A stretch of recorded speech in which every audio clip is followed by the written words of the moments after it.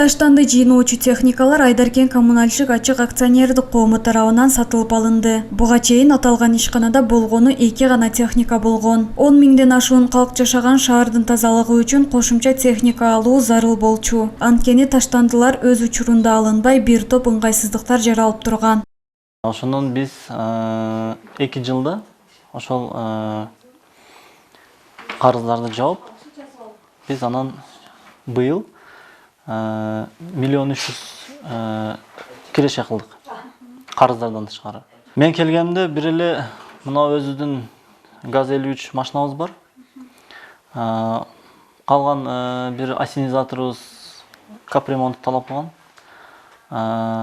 Башка техника жок болчу. Атайын техниканын жетишсиздигинен улам таштанды жыйноодо мекеменин каржылыгы астында ижарага унаа жалдоого мажбур болгон. Ал үчүн 3 айда 120 миң сомдон коротулуп турган. Жаңы унаалардын келиши чыгымдарды азайтып, үнөмдөлгөн акча каражатынан дагы техникаларды сатып алууга жол ачат. Бүгүнкү күндө 2020 жылдын жыйынтыгы эң ийгиликтүү чыгып, биз бир КАМАЗ машинасын алдык.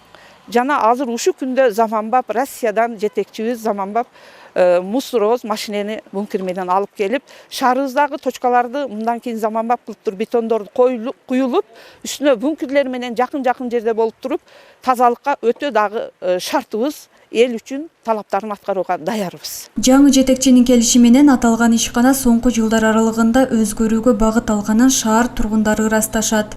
Бул ишкана жакшы болду, жакшы иштеп атат. Мына Кудайга шүгүр 3 жылдан бери мына экономика кылышып, мынандай жаманбап машиналарды алып келди. Бу балдарга рахмат. Мына жолдорубузду, мына арыктарыбызды оңдоштулар.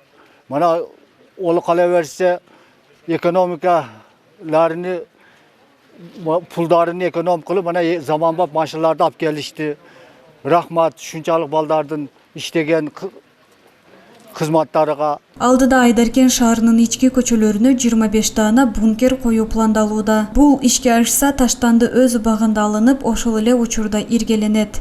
Айжана Таштанова, Максатбек Акылбеков, Алтын бешик жаңылыктары. Казакстан Мураталынын Айтемир ушул Мураталынын ишиге